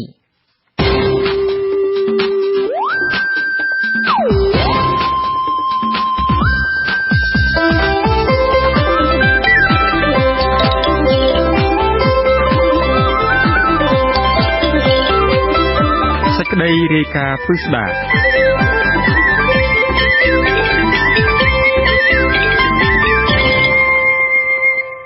លោកនាយករដ្ឋមន្ត្រីហ៊ុនសែនធ្លាប់ប្រកាសធ្វើសេចក្តីព្រាងច្បាប់ហាមឃាត់មិនឲ្យក្រុមគ្រួសាររាជវង្សានុវង្សធ្វើនយោបាយប៉ុន្តែថ្មីនេះលោកបានស្វាគមន៍សម្ដេចក្រមព្រះនរោត្តម រណរដ្ឋដែលយាងចូលឆាកនយោបាយនិងដឹកនាំគណៈបកហ៊ុនស៊ិនប៉ិចឡើងវិញទោះបីជាសម្ដេចក្រមព្រះបដិសេធថាគណៈបកប្រជាជនកម្ពុជាមិននៅពីក្រោយការសម្រេចចិត្តនេះក៏ដោយប៉ុន្តែព្រះអង្គអះអាងថាព្រះអង្គទ្រង់ដឹកនាំគណៈបកហ៊ុនស៊ិនប៉ិចធ្វើការជាមួយនឹងគណៈបកប្រជាជនកម្ពុជាតាមបណ្ដាំរបស់អតីតព្រះមហាក្សត្រទន្ទឹមគ្នានេះព្រះអង្គបានបង្ហើបឲ្យដឹងថាសមាជិករាជវង្សានុវង្សខ្លះបានទទួលប្រាក់ប្រចាំខែពីរដ្ឋាភិបាលដើម្បីបំបិទមាត់មិនឲ្យនិយាយអំពីរឿងនយោបាយពីរដ្ឋធានី Washington លោកយុនសានៀនរាយការណ៍ពិស្ដាថ្មីត្បិតតែសម្ដេចក្រមព្រះនរោត្តម រណរដ្ឋបន្តរិះគន់រដ្ឋាភិបាលដឹកនាំដោយគណៈបកប្រជាជនកម្ពុជាថាខ្វះសមត្ថភាពមិនអាចជួយឲ្យពលរដ្ឋ14លាននាក់មានជីវភាពរស់នៅសមរម្យព្រមទាំងបង្កបញ្ហារំលោភទន្ទ្រានយកផ្ទះសម្បែងនិងដីធ្លីពលរដ្ឋក្រីក្រក៏ដោយក៏ព្រះអង្គបញ្ជាក់ថាគណៈបករបស់ព្រះអង្គនឹងបន្តសហការជាមួយគណៈបកប្រជាជនកម្ពុជាព្រះអង្គបន្តថាការយាងចូលឆាកនយោបាយនៅពេលនេះដោយសារព្រះអង្គមិនអាចបន្តបិទភ្នែកធ្វើប្រងើយកន្តើយចំពោះទុក្ខវេទនាពលរដ្ឋឡើយខ្ញុំក៏អត់សុំសួរមួយយ៉ាងខ្លីបំផុតស្រុកខ្មែរមានណាលោកណាមិនក្រទេណាស្រុកខ្មែរមានប៉ុណ្ណឹងចិញ្ចឹមមនុស្ស14លានអ្នកអត់បានខ្ញុំសុំសួរប៉ុណ្ណឹងព្រះអង្គស្ដីបន្ទោសថាខ្សែរាជសារនៅវងមួយចំនួនមិនបានយកចិត្តទុកដាក់ចំពោះប្រជាពលរដ្ឋឡើយសម្ដេចក្រមព្រះបញ្ជាក់ថាខ្សែរាជសារនៅវងខ្លះបានទទួលប្រាក់ប្រចាំខែពីរដ្ឋាភិបាលដើម្បីបបិទមាត់មិនឲ្យនិយាយពីរឿងនយោបាយសម្ដេចដូចជាមិនសូវរវល់ជាតិទេលោកមានបានឃើញគេប្រចាំងពីឪពុកខ្ញុំលុយទឹកទេធំផ្កាយពីរដេញយួនជាមិញជួយមើលជុំវិញមើលមានស្ដេចប្រមាណនេះយ៉ារ៉ូឥឡូវនោះក៏មិនចាញ់គ្នាប្រមាណដែរអ្នកខ្លះគេថាគេបានមួយខែ 6,000 អ្នកខ្លះគេថាគេបានមួយខែ 340 លាក់នឹងលាក់ក្នុងឋានៈកខកងអ្នកខ្លះគេអួតផងសบายចិត្តខ្ញុំដឹងទេអ្នកខ្លះគេអួតថាខ្ញុំគេទិញគេឲ្យលុយខ្ញុំដើម្បីនឹងបិទមាត់ខ្ញុំរីឯនរោត្តម រណរដ្ឋខុសត្រង់នេះទៅពេលដែលយើងមើលឃើញថារាជវេទនាអ្នកខ្លះគេដេកលក់ខ្ញុំដេកវាមិនលក់តែប៉ុណ្ណឹងទោះបីមានគំនាបពីគណៈបកប្រជាជនកម្ពុជាក៏ដោយព្រះអង្គអះអាងថាមានតែលោកហ៊ុនសែននិងព្រះអង្គទេអាចការពាររបបរាជានិយមនៅកម្ពុជាការយាងចូលប្រឡូកនយោបាយឡើងវិញរបស់សម្ដេចក្រមព្រះនេះលោកហ៊ុនសែនក៏បានស្វាគមន៍ដែរទោះបីកន្លងមកលោកគម្រាមចង់បង្កើតច្បាប់ហាមឃាត់ខ្សែរាជវង្សានុវង្សមិនឲ្យធ្វើនយោបាយក៏ដោយលោកហ៊ុនសែនធ្លាប់រិះគន់ព្រះអង្គម្ចាស់ស៊ីសុវត្ថិ ថមិកោកាលពីឆ្នាំ 2013 ថាការយាងចូលធ្វើនយោបាយរបស់ព្រះអង្គម្ចាស់ស៊ីសុវត្ថិ ថមិកោនៅក្នុងគណៈបក្សសង្គ្រោះជាតិធ្វើឲ្យប៉ះពាល់ដល់បណ្ដាំអតីតព្រះមហាក្សត្រដែលផ្ដាំមិនឲ្យសមាជិករាជវង្សានុវង្សធ្វើនយោបាយ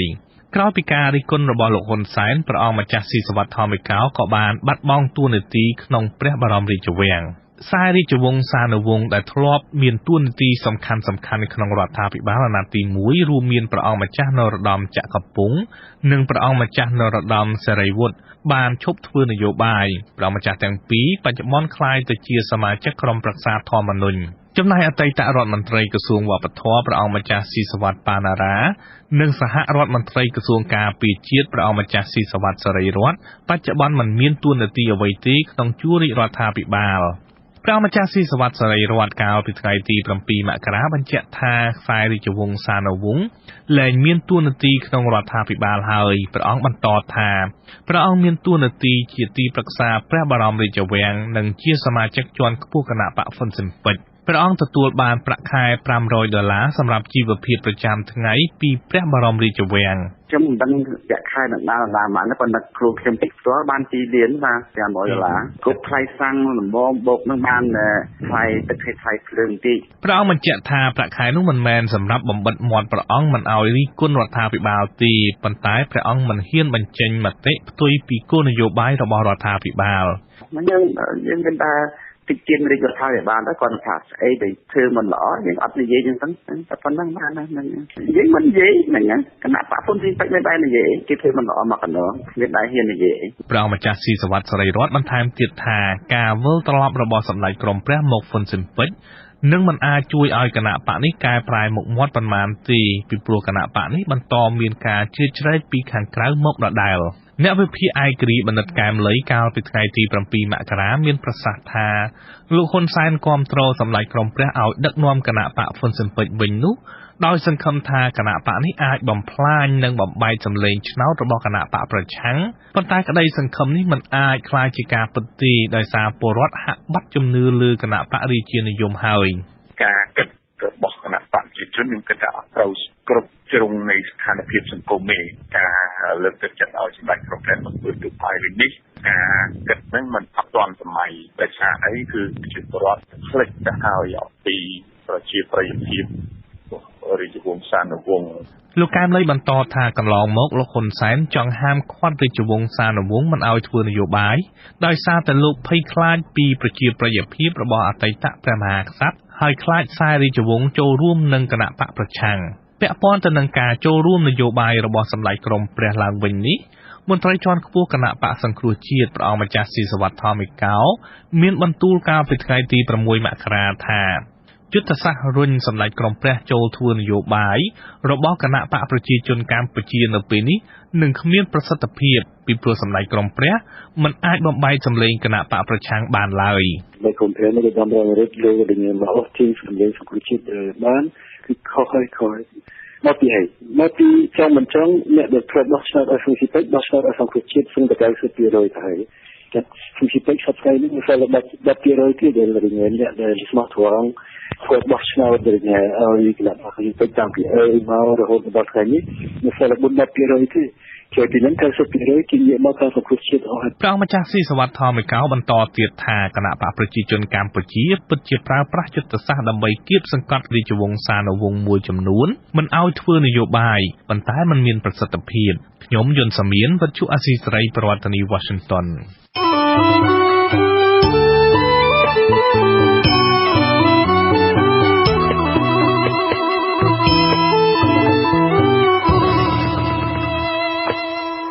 មកត្រឹមឆ្នាំ2014ប្រជាពលរដ្ឋកម្ពុជាម្នាក់ជំពាក់បំណុលបរទេសប្រមាណ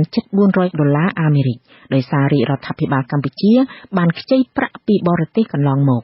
ការខ្ចីបុលបរទេសនេះរាជរដ្ឋាភិបាលបានអះអាងថាគឺជារឿងល្អណាស់សម្រាប់អភិវឌ្ឍសេដ្ឋកិច្ចនិងជំរុញកម្រិតជីវភាពប្រជាពលរដ្ឋកម្ពុជាឲ្យប្រសើរជាងមុន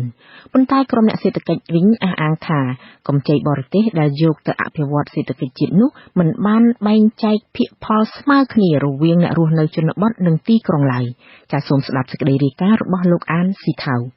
ព័ត៌មាននៃការជំពាក់បំណុលបរទេសគឺជាបញ្ហារសើបខ្លាំងដែលគណៈបកប្រឆាំងអង្គការសង្គមស៊ីវិលនិងស្ថាប័នផ្ដល់ជំនួយអភិវឌ្ឍន៍នៅកម្ពុជាតែងតែរិះគន់រាជរដ្ឋាភិបាលថាការខ្ចីបំណុលបរទេសនោះយកមកអនុវត្តមិនប្រកបដោយប្រសិទ្ធភាពនិងគ្មានតម្លាភាពសម្រាប់ប្រជាពលរដ្ឋកម្ពុជាគ្រប់រូបឡើយការលើកឡើងនេះត្រូវបានថ្នាក់ដឹកនាំពីក្រសួងសេដ្ឋកិច្ចនិងហិរញ្ញវត្ថុឆ្លើយតបថាក្រុមអ្នកវិភាគទាំងនោះមិនយល់អំពីយន្តការដែលរាជរដ្ឋាភិបាលកម្ពុជាកំពុងតែធ្វើទេបច្ចុប្បន្នការជំពាក់បំណុលបរទេសគឺជារឿងល្អសម្រាប់សេដ្ឋកិច្ចជាតិ គិតត្រឹមឆ្នាំ2014រាជរដ្ឋាភិបាលកម្ពុជាជំពាក់បំណុលបរទេសជាង $5,400 លានអាមេរិកដែលស្មើនឹង 32% នៃទំហំសេដ្ឋកិច្ចជាតិបញ្ហានេះរដ្ឋលេខាធិការក្រសួងសេដ្ឋកិច្ចនិងហិរញ្ញវត្ថុលោកវ៉ងសីវិសុទ្ធមានប្រសាសន៍ថាបើយើងយកចំនួននេះចែកនឹងចំនួនប្រជាពលរដ្ឋកម្ពុជាសរុបគឺម្នាក់ៗជំពាក់បំណុលគេចំនួនជិត$350អាមេរិកទោះជាយ៉ាងណាក៏ដោយលោកបញ្ជាក់ថាចំនួននេះគឺតិចតួចណាស់បើធៀបនឹងប្រទេសជិតខាងម្យ៉ាងវិញទៀតស្ថានភាពហានិភ័យសងបំណុលបរទេសរបស់កម្ពុជាវិញគឺអាចគ្រប់គ្រងបានឬមានន័យថារាជរដ្ឋាភិបាលកម្ពុជាអាចខ្ចីបុលពីបរទេសបានច្រើនជាងនេះទៀតលោកវង្សសេវិសុទ្ធមានប្រសាសន៍បន្ថែមទៀតថាបើប្រជាពលរដ្ឋកម្ពុជាឬគណៈបកប្រឆាំងយករឿងជំពាក់បំណុលបរទេសមកជេររាជរដ្ឋាភិបាលកម្ពុជាគឺខុសហើយដោយសារតែទឹកប្រាក់ដែលខ្ចីពីបរទេសនោះគឺយកមកអភិវឌ្ឍហេដ្ឋារចនាសម្ព័ន្ធបំណុលលើកាពីតាកម្ពុជាម្នាក់ជាពាក់គេ$333អ្នកខ្លះ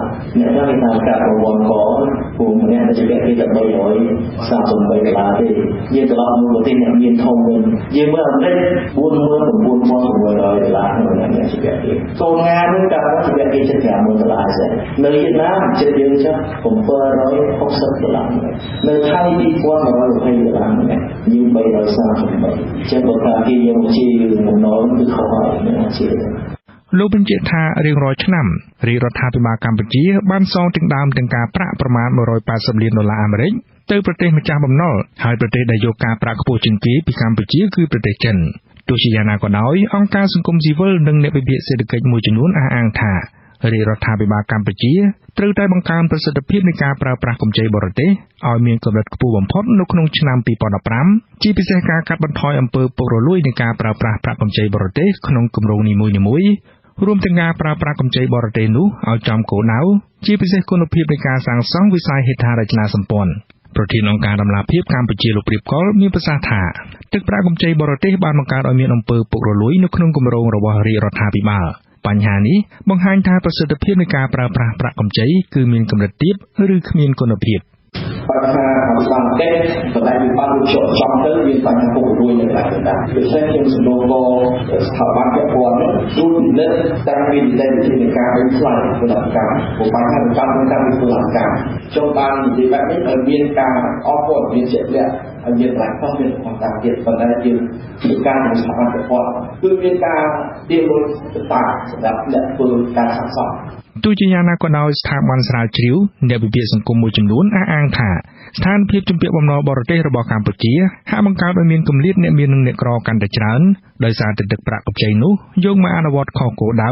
និងទឹកប្រាក់មួយចំនួនបានផ្ទេរចេញពីកម្ពុជាទៅវិញតាមរយៈក្រុមហ៊ុនឬម្ចាស់គម្រោងសាងសង់បរទេសដែលកំពុងប្រតិបត្តិការនៅកម្ពុជាការស្រាវជ្រាវរបស់អង្គការសុចរិតភាពហិរញ្ញវត្ថុពិភពលោកដែលមានមូលដ្ឋាននៅសហរដ្ឋអាមេរិកបានរកឃើញថាទោះបីជាប្រទេសកម្ពុជាបានទទួលជំនួយនឹងប្រាក់កម្ចីយ៉ាងច្រើនសន្ធឹកសន្ធាប់ក៏ដោយទឹកប្រាក់នោះបានផ្ទេរចេញពីកម្ពុជាទៅវិញទាំងរូបភាពស្របច្បាប់និងមិនស្របច្បាប់ទឹកប្រាក់យ៉ាងហោចណាស់ចំនួន$400លានអាមេរិកបានហូរចេញពីប្រទេសកម្ពុជាវិញដោយខុសច្បាប់នៅកំឡុងឆ្នាំ2003ដល់ឆ្នាំ2012របាយការណ៍ដដែលនេះបានបញ្ជាក់ទៀតថាទឹកប្រាក់ដែលហូរចេញដោយខុសច្បាប់នេះតែងតែកើតមាននៅក្នុងប្រទេសកំពុងអភិវឌ្ឍដូចជាប្រទេសកម្ពុជាដែលបានយកមូលនិធិពីក្រៅប្រទេសដូចជាការវិនិយោគផ្ទាល់ពីបរទេសនិងជំនួយឧបត្ថម្ភការអភិវឌ្ឍផ្លូវការដើម្បីអភិវឌ្ឍសេដ្ឋកិច្ចរបស់ខ្លួននិន្នាការនៃការផ្ទេរប្រាក់នេះគឺជាការបង្ហាញថាកម្ពុជារឹតតែក្រីក្រដោយសារតែការអភិវឌ្ឍទាំងនោះមិនបានបង្កើតតម្លៃបន្ថែមនៅក្នុងសកម្មភាពសេដ្ឋកិច្ចម្យ៉ាងវិញទៀតលំហូរទឹកប្រាក់ដោយខុសច្បាប់នេះតែងតែកើតឡើងរាប់តាំងពីក្រុមហ៊ុននាំចេញដែលមានកាតព្វកិច្ចបង់ពន្ធរហូតដល់មន្ត្រីសាធារណៈសេតវីទូដែលសរសេររបាយការណ៍នេះលោក Joseph Spencer មានប្រសាសន៍ថាប្រទេសដែលមានសេដ្ឋកិច្ចកំពុងអភិវឌ្ឍខ្លាំងនិងប្រទេសកំពុងអភិវឌ្ឍជាពិសេសប្រទេសកម្ពុជាបានបាត់បង់ទឹកប្រាក់ប្រមាណ$40លានអាមេរិកក្នុងមួយឆ្នាំពីសេដ្ឋកិច្ចរបស់ខ្លួនដែលបានវិនិយោគតាមរយៈក្រុមហ៊ុនក្នុងស្រុកដើម្បីអភិវឌ្ឍវិស័យសុខាភិបាលអប់រំនិងវិស័យហេដ្ឋារចនាសម្ព័ន្ធលោកបញ្ជាក់ទៀតថាប្រសិនបើកម្ពុជាមិនបានបាត់បង់ទឹកប្រាក់នោះទេគឺទឹកប្រាក់នោះអាចយកមកចូលរួមចំណែកក្នុងការអភិវឌ្ឍកំណើនសេដ្ឋកិច្ចតាមរយៈការបង្កើតការងារនៅលើកម្ពស់វិស័យសាធារណៈខ្ញុំអានស៊ីថាវវិទ្យុអាស៊ីសេរីភ្នំពេញ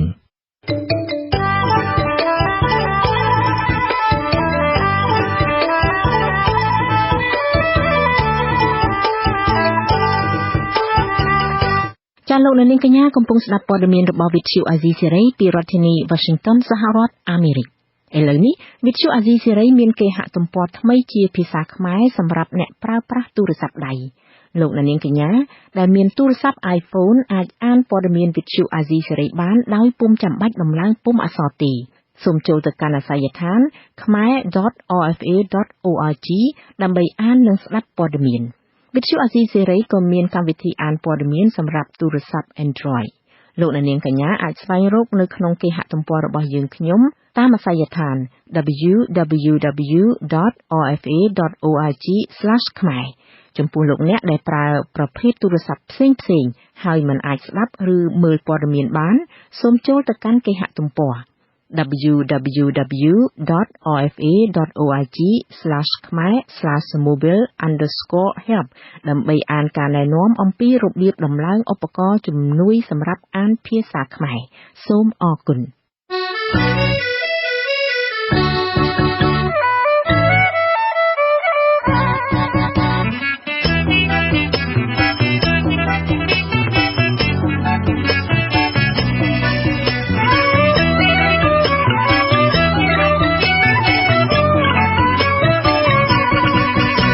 ប្រជាពលរដ្ឋជាច្រើនអ្នកនៅភូមិអូពោឃុំរមនីនៃស្រុករវៀងខេត្តព្រះវិហារបាននាំគ្នាឡោមព័ទ្ធនិងតាមចាប់ខ្លួនក្រុមអ្នកកាប់ឈើខុសច្បាប់ក្នុងតំបន់ការពាររបស់ពួកគេពេញមួយថ្ងៃអាទិត្យម្សិលមិញ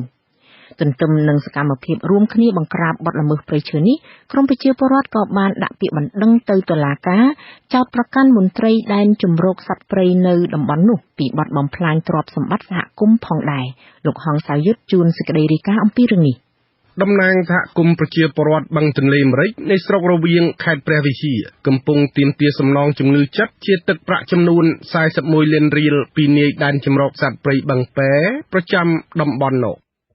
ការទាមទារសំណងទឹកប្រាក់តាមរយៈការប្តឹងទៅតុលាការបានធ្វើឡើងបន្ទាប់ពីសហគមន៍ចោទប្រកាន់ថានាយដែនជម្រកសត្វព្រៃរបស់ក្រសួងបរិស្ថាននិងបកពួកមួយចំនួនទៀតបានទៅកាប់បំផ្លាញទីស្នាក់ការពារព្រៃឈើរបស់ប្រជាពលរដ្ឋព្រមទាំងបើកដៃឲ្យមានបទល្មើសព្រៃឈើដោយមិនបង្ក្រាប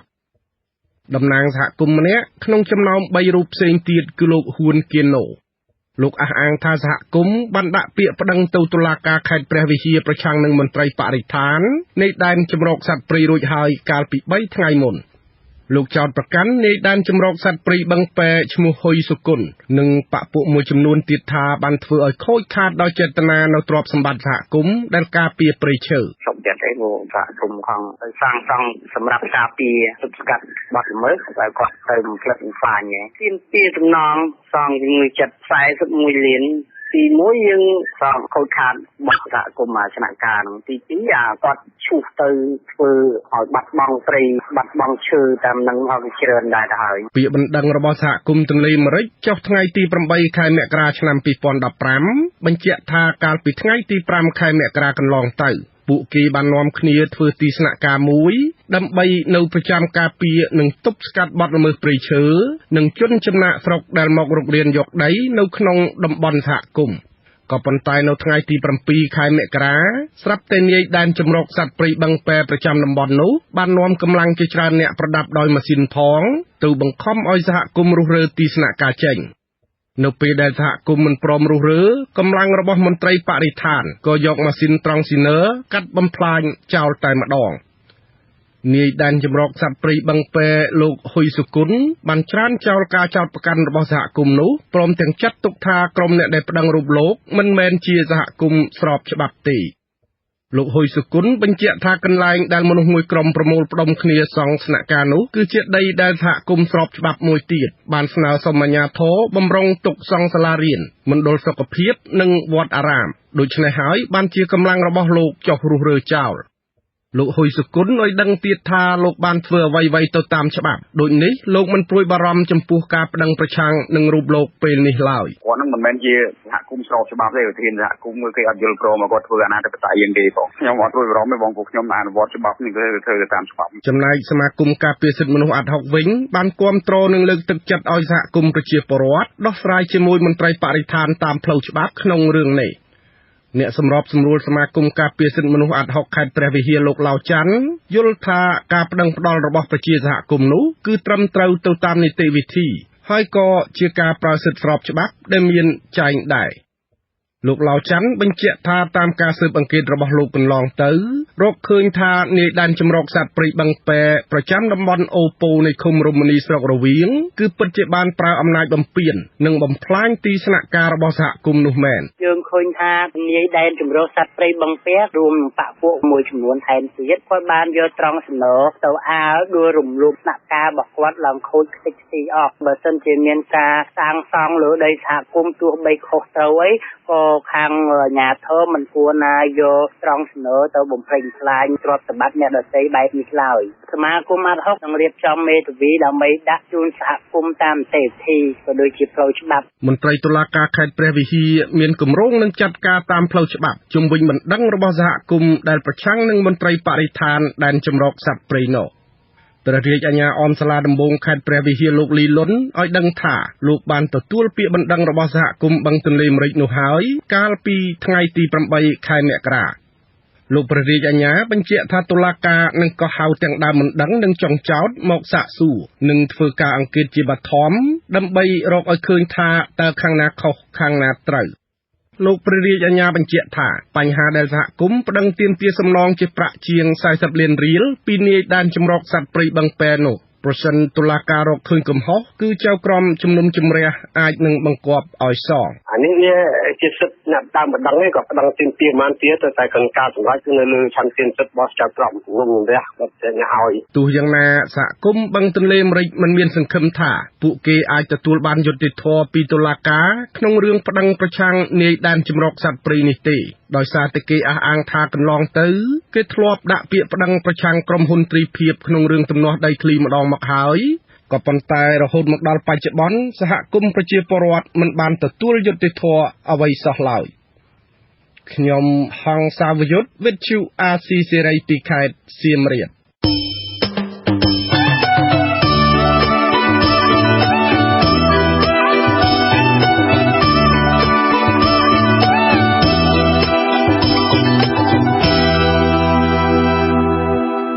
ចំណែកនៅឯខេត្តបាត់ដំបងប្រជាពលរដ្ឋនិងមេភូមិនៅក្នុងស្រុកសង្កែចោទប្រកាន់អាជ្ញាធរមូលដ្ឋានថាមិនបានអើពើទប់ស្កាត់សកម្មភាពកាប់បំផ្លាញព្រៃលិចទឹកនោះទេគឺបណ្ដោយឲ្យអ្នកមានអំណាចមានលុយកាក់វាទីយកដីនោះធ្វើជាកម្មសិទ្ធិដោយខុសច្បាប់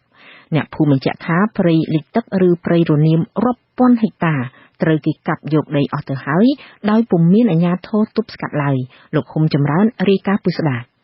ប្រជាពលរដ្ឋដែលប្រទះឃើញសកម្មភាពនៅតំបន់ព្រៃលិចទឹកនោះសម្ដែងក្តីបារម្ភយ៉ាងខ្លាំងចំពោះការរុករានយកដីនោះថាអាចនឹងហិនហោចអស់គ្មានសល់ក្នុងរយៈពេលដ៏ខ្លីខាងមុខអ្នកភូមិអំពាវនាវឲ្យអាជ្ញាធរពាក់ព័ន្ធចាត់វិធានការទប់ស្កាត់ជាបន្ទាន់ដើម្បីរក្សាព្រៃលិចទឹកនោះទុកជាជម្រកត្រីពងកូននៅថ្ងៃអនាគតប្រជាពលរដ្ឋម្នាក់រស់នៅឃុំកំពង់ព្រៀងស្រុកសង្កែខេត្តបាត់ដំបងថ្លែងក្នុងលក្ខខណ្ឌមិនឲ្យបញ្ចេញឈ្មោះនិងសម្លេងថាដីព្រៃលិចទឹកក្នុងតំបន់2និងតំបន់3ប្រមាណ 2000 ហិកតានៅចំណុចឃុំកំពង់ព្រៀងស្រុកសង្កែខេត្តបាត់ដំបងត្រូវអ្នកមានលុយមានអំណាចឈ្មោះលោកឡុងផលគុណជាប្រធានមន្ត្រីធនធានទឹកខេត្តបាត់ដំបងរុករានយកដីធ្វើជាកម្មសិទ្ធិក្នុងរូបភាពប្រមូលទិញពីប្រជាពលរដ្ឋតាមរយៈមេភូមិកាច់រទេះដោយឲ្យប្រជាពលរដ្ឋទៅចាប់យកដីហើយកាប់ព្រៃលិចទឹកលក់ឲ្យលោកឡុងផលគុណក្នុងតម្លៃ1ហិកតាប្រមាណ$300អាមេរិកពលរដ្ឋរូបនេះបន្តទៀតថាអាជ្ញាធរភូមិនិងឃុំសុទ្ធតែបានដឹងរឿងនេះប៉ុន្តែពុំអើពើទប់ស្កាត់នោះទេគឺខ្លាចអំណាចរបស់ប្រធានមន្ត្រីឆ្លើយតបនឹងបញ្ហានេះប្រធានមន្ត្រីធនធានទឹកខេត្តបាត់ដំបងលោកឡុងផលគុណមានប្រសាសន៍បញ្ជាក់ថាកន្លងមកលោកធ្វើការងារដើម្បីប្រទេសជាតិគឺពុំមានពាក់ព័ន្ធនឹងការទិញដីព្រៃលិចទឹកដោយការចោទប្រកាន់នោះឡើយចំណែកឯមេភូមិកាច់រទេះឃុំកំពង់ព្រៀងលោកសុកប៊ុនរ៉ាមានប្រសាសន៍បដិសេធថាលោកពុំបានទិញដីព្រៃលិចទឹកពីប្រជាពលរដ្ឋតម្លៃ$300ក្នុង1ហិកតាដោយការចោទប្រកាន់នោះទេទោះជាយ៉ាងនេះក្តីលោកទទួលស្គាល់ថាប្រជាពលរដ្ឋពិតជាលក់ដីព្រៃលិចទឹកដែលពួកគាត់កាន់កាប់ខ្លះមែនប៉ុន្តែពុំដឹងថានរណាជាអ្នកទិញដីនោះឡើយអត់ទេខ្ញុំមិនមានពាក់ព័ន្ធនេះទេបងពីព្រោះមានឃើញក្រុមគេចូលមកទិញណាបងខ្ញុំមិនមែនអ្នកទិញទេយើងឃើញមានជាអ្នកទិញមែនតែគាត់ថាគេលុយកក់កាយដល់ប្រជាពលរដ្ឋខ្ញុំមិនចូលវិញចឹង ពីចូលការកក់អញ្ចឹងណាបាទតែតែនេះគុំគាត់ដឹងដែរថាគេការគេចេះពេញណាបងតែខ្ញុំក៏បានទួទៅខាងប្រធានមន្ត្រីជំនាញបច្ចេកវិទ្យាចូលដល់វិទ្យាល័យដោយក្នុងបាន3គឺដែលវិទ្យាល័យឆ្លៃផលយ៉ាងមិនក៏ខែឆ្លៀលអញ្ចឹងណាបងប្អូនឆ្លៃផលកន្លែងណាក៏បងប៉ាសខ្ញុំនឹងហើយអញ្ចឹងណាហើយតែអត់ឲ្យកាប់លោករីមកកន្លែងណាទេដោយសារទុកបដែលបងទោះជាយ៉ាងនេះក្តីប្រជាពលរដ្ឋម្នាក់ទៀតរស់នៅឃុំកំពង់ព្រៀងឲ្យដឹងថាដីព្រៃលិចទឹកដែលជាជំរកត្រីពងកូននៅឃុំកំពង់ព្រៀងរាប់ពាន់ហិកតាត្រូវគេកាប់យកដីអស់ព្រៃគ្មានសល់ពុំមានអាជ្ញាធរណាទប់ស្កាត់នោះទេរាប់ពាន់ហិកតាលំពងមកថានេះទៅគេត្រីឲ្យស្រាប់តែយកលោកទៀតយកដីនេះលោកតោទៀតឆ្នាំមានគ្រឿងម៉ាស៊ីនមានអាតាមនេះហ្នឹងកាត់ចូលជាបានណាងកាត់ចូលឲ្យអាតាត្រីរិញអាប្រជុំនឹងត្រីចូលទៅទីងប់គេជួយយករីស្រាប់ទៅលោកតោទៀតចាក់តងនឹងបញ្ហានេះដែរមន្ត្រីសម្របសម្រួលអង្គការអាត60ខេត្តបាត់ដំបងលោកយិនមីងលីមានប្រសាសន៍ថាដីព្រៃលិចទឹកនៅតំបន់2និងតំបន់3ជាដីហាមឃាត់មិនអាចជនណាម្នាក់ទៅរុករានធ្វើជាកម្មសិទ្ធិបានឡើយលោកថាអាជ្ញាធរពាក់ព័ន្ធគួរមានវិធានការទប់ស្កាត់ដីទាំងនោះជាបន្ទាន់ដើម្បីរក្សាទុកជាជំរកត្រីពងកូនជាប្រយោជន៍របស់ជាតិនៅថ្ងៃអនាគតអញ្ញាធិគោលលំដាប់នេះហើយតំណាងឲ្យគាត់ត្រូវតែចាត់វិធានការមិនបាច់ចាំមិនដឹងទេឥឡូវដូចខ្ញុំបានស្រុកនិយាយឲ្យទទួលថាតាមរយៈសារព័ត៌មានត្រូវតែចាត់វិធានការជាបន្ទាន់ពាក់ព័ន្ធទៅបញ្ហាការកាប់បំផ្លាញព្រៃលិចទឹកជាជំរកសត្វព្រៃជាជំរកត្រីពងរបស់ប្រទេសជាតិយើងហើយវាមិនមែនតែក្នុងស្រុកសង្កែទេនៅក្នុងស្រុកឯភ្នំក៏កំពុងតែមមាញឹកដែរក៏ដូចជាការពីខែស្រុកយើងបានជួបប្រជុំរវាងសហគមន៍ជាមួយសមាគមអាហុកជាមួយនឹងសហគមន៍អឺរ៉ុបយើងឃើញមានទស្សនវិជ្ជារូបភាពជាក់ស្ដែងដីព្រៃកាប់ឡើងវាបែរជានាំនេះព្យួរដីធ្វើស្រែធ្វើកសិកម្មភ្លើងឆេះព្រៃរាប់រយហិកតាអញ្ចឹងត្រូវតែចាត់វិធានការវែកមុខឲ្យឃើញថានរណាជាអ្នកនៅពីក្រោយក្នុងបញ្ហាអស់នេះកាលពីឆ្នាំ2012កន្លងទៅរដ្ឋបាលជលផលខេត្តបាត់ដំបងបានចុះទៅបង្ក្រាបដីព្រៃលិចទឹកនៅតំបន់ឃុំកំពង់ព្រៀងនោះម្ដងរួចទៅហើយប៉ុន្តែត្រូវបរាជ័យក្រោយមកសកម្មភាពការកាប់រុករានដីចេះតែរីកធំឡើងជាបន្តបន្ទាប់រហូតដល់អស់ដីព្រៃលិចទឹកប្រមាណជាង 2000 ហិកតាសកម្មភាពនេះប្រសិនបើអាជ្ញាធរពាក់ព័ន្ធពុំមានវិធានការទាន់ពេលទេព្រៃលិចទឹកនៅតំបន់នោះនឹងហិនហោចអស់ក្នុងរយៈពេលដ៏ខ្លីខាងមុខខ្ញុំភូមិចម្រើនវិទ្យុអាស៊ីសេរីពីខេត្តបាត់ដំបង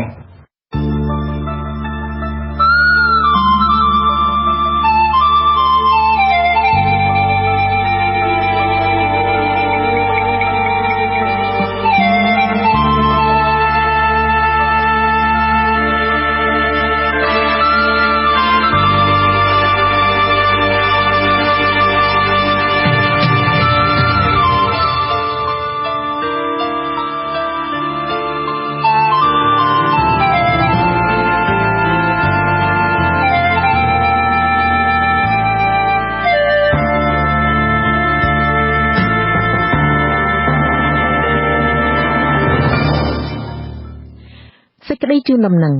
អ្នកយកព័ត៌មានវិទ្យុអាស៊ីសេរីគោរពវិជាជីវៈខ្ជាប់ខ្ជួនប្រសិនបើលោកអ្នកនាងកញ្ញាសង្ស័យលើជនណាម្នាក់ដែលអះអាងថាជាអ្នកយកព័ត៌មានរបស់វិទ្យុអាស៊ីសេរី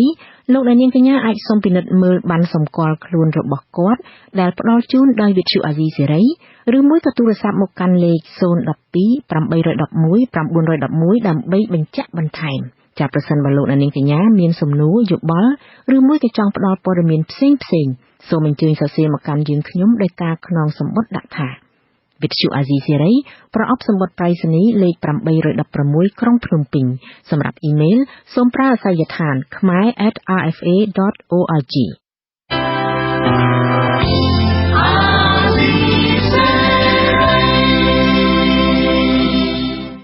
ជាបន្តទៅទៀតនេះនាងខ្ញុំកេសរនីយ៉ាសូមជូនព័ត៌មានបញ្ចប់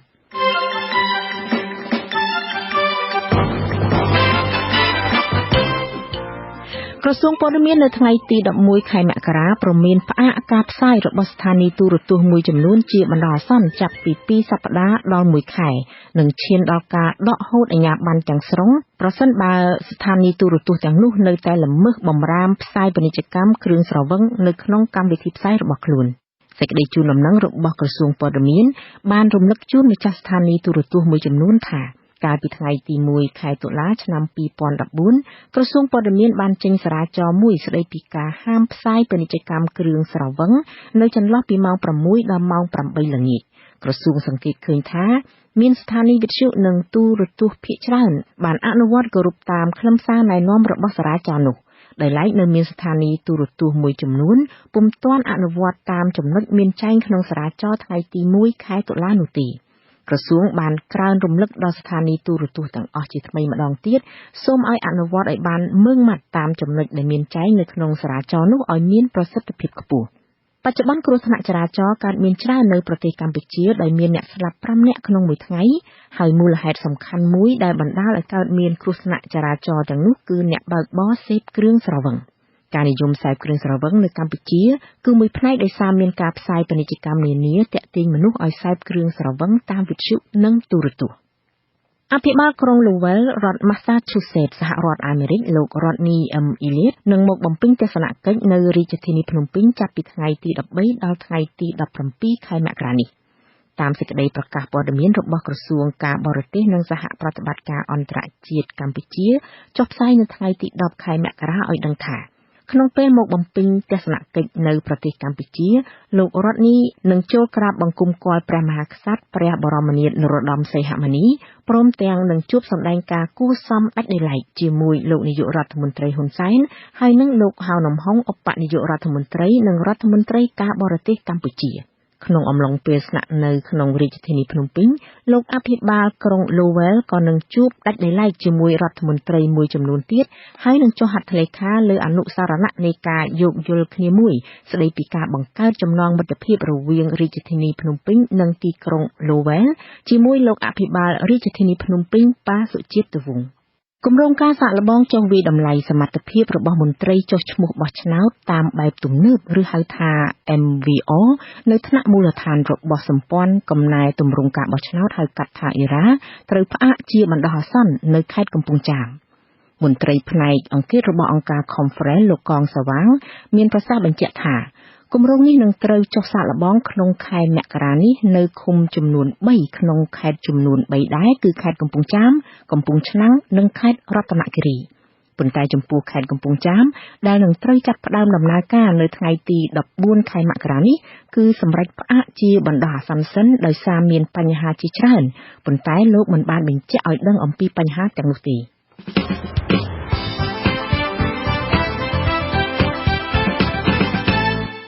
ចាលោកនាងកញ្ញាអ្នកស្ដាប់ជាទីមេត្រីកម្មវិធីផ្សាយរយៈពេល1ម៉ោងនៃវិទ្យុអាស៊ីសេរីជាភាសាខ្មែរលើពេលនេះចាប់តែប៉ុណ្ណេះយើងខ្ញុំសូមជូនពរដល់លោកនាងកញ្ញាព្រមទាំងក្រុមគ្រួសារទាំងអស់ឲ្យជួបប្រកបតែនឹងសេចក្តីសុខចម្រើនរុងរឿងកុំបីឃ្លៀងឃ្លាតឡើយនាងខ្ញុំកេសររនីយ៉ារួមជាមួយនឹងក្រុមការងារទាំងអស់នៃវិទ្យុអាស៊ីសេរីសូមអរគុណនិងសូមជម្រាបលា